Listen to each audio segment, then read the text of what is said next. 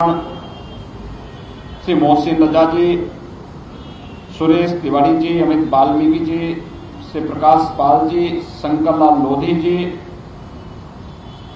आज के इस कार्यक्रम में उपस्थित भारतीय जनता पार्टी के सभी पदाधिकारी और उपस्थित कार्यकर्ता भाइयों बहनों,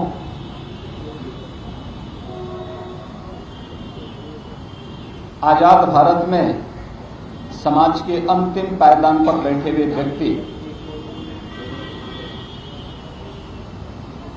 के कल्याण की बात करने वाली एक आवाज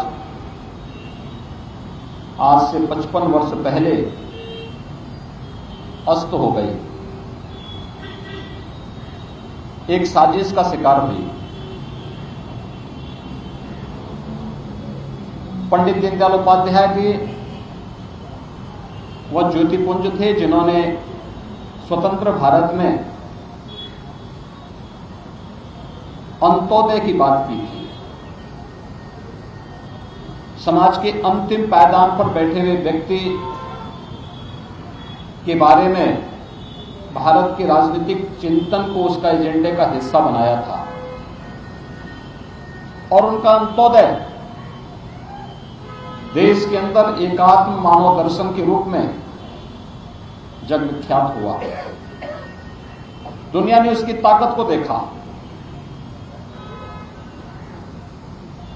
यह हम सबका सौभाग्य है कि पंडित जी ने जो सपना देखा था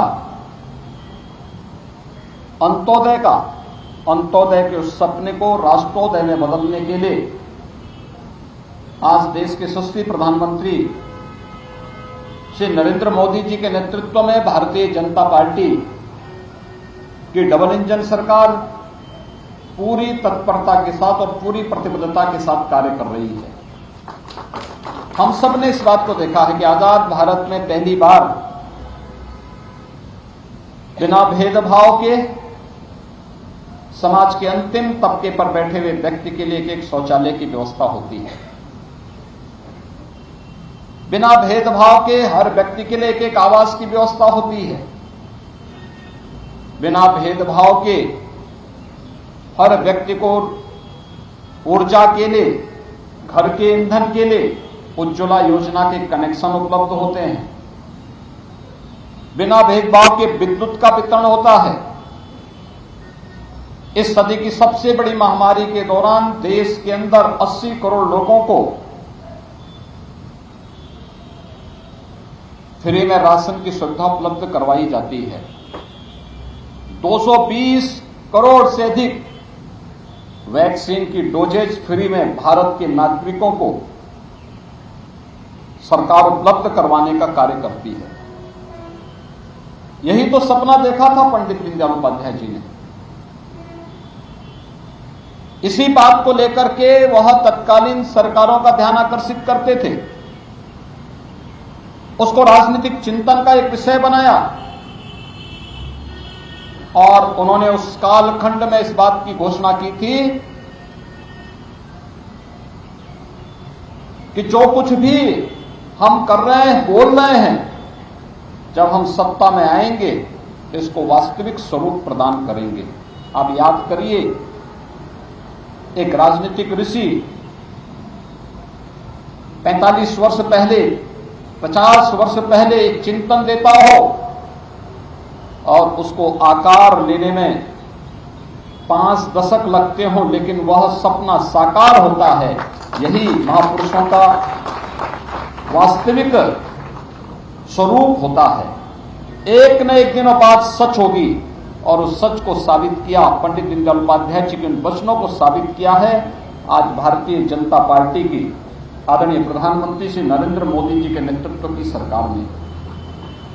आज उन्हीं से प्रेरणा लेकर के राज्य के अंदर भी अनेक कार्यक्रम, लोक कल्याणकारी कार्यक्रम हो, समाज के अंतिम पायदान पर बैठे हुए व्यक्ति को बिना भेदभाव के शासन की योजनाओं का लाभ देने का हो। यह कार्य पूरी प्रतिबद्धता और ईमानदारी के साथ हो रहा है। सरकार की नौकरी निकलती है बिना भेदभाव के। उत्तर प्रदेश का कोई भी व्यक्ति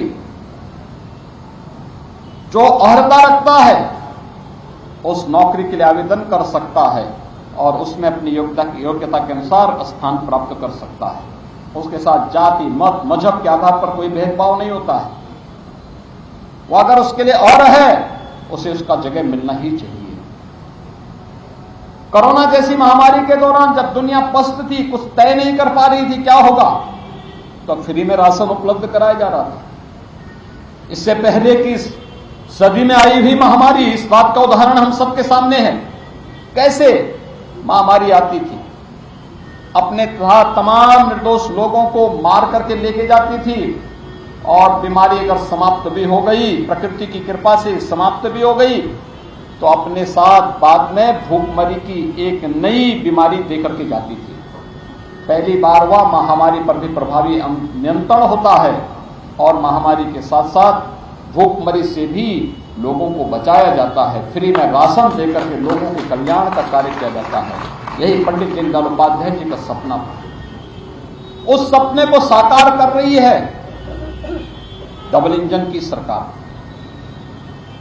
पंडित दीनदयाल उपाध्याय जी उसके प्रेरणा थे, उसके प्रणेता थे, और उनकी उस प्रेरणा को आम जन तक पहुंचाने के लिए भारतीय जनता पार्टी के कोटि कोटि कार्यकर्ता अहर्निश भाव के साथ कार्य करते हैं।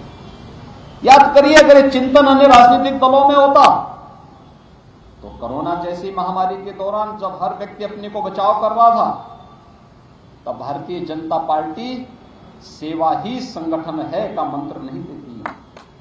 ये सेवा ही संगठन है, यह मंत्र अगर भारतीय जनता पार्टी और प्रधानमंत्री मोदी जी, माननीय नड्डा जी अगर भारतीय जनता पार्टी के कार्यकर्ता को देते हैं, तो इसके पीछे की हेतु मंशा एक ही है कि हमारे लिए पहले देश की जनता जनार्दन, ये हमारे लिए सब कुछ है, और उसके लिए कार्य करना। हमारा व्यक्तिगत कोई अस्तित्व नहीं, अपने व्यक्तिगत हित अहित की चिंता के बगैर अपने प्राणों की बाजी लगा करके भी अगर हम समाज के किसी व्यक्ति के जीवन को त्राण दे सकते हैं, उसको बचाने में योगदान दे सकते हैं, तो हम देंगे।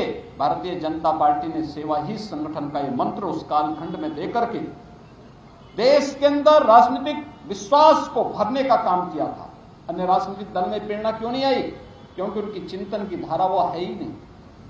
उनकी चिंतन की धारा का आधार गरीब नहीं है, कॉमन मैन नहीं है। उनके चिंतन की धारा का आधार समाज के अंतिम पायदान पर बैठा हुआ व्यक्ति नहीं है, और यही कारण है कि वे लोग उस दिशा में सोच भी नहीं सकते। इसलिए भाइयों बहनों, आज जब हम यहाँ पर पंडित दीनदयाल उपाध्याय जी की इस पावन जयंती के साथ पावन पुण्यतिथि के अवसर पर यहाँ पर एकत्र हुए हैं, इस अवसर पर ऐसे महापुरुषों का स्मरण और उनके आदर्श हम सबके लिए एक नई प्रेरणा के बिंदु बनेंगे। मैं इस अवसर पर महानगर भारतीय जनता पार्टी को धन्यवाद देता हूं कि उन्होंने यहाँ पर आज हम सबको इस कार्यक्रम के साथ जुड़ करके पंडित जी को स्मरण करने का एक अवसर दिया है। मैं इस अवसर पर राज्य शासन की ओर से, प्रदेशवासियों की ओर से पंडित दीनदयाल उपाध्याय जी के इसी चरणों में नमन करते हुए, उनकी स्मृतियों को प्रणाम करते हुए अपनी विनम्र श्रद्धांजलि अर्पित करता हूं। जय हिंद। देश और दुनिया की तमाम छोटी बड़ी खबरों के साथ जुड़ रहने के लिए देखते रहिए द नेशन न्यूज।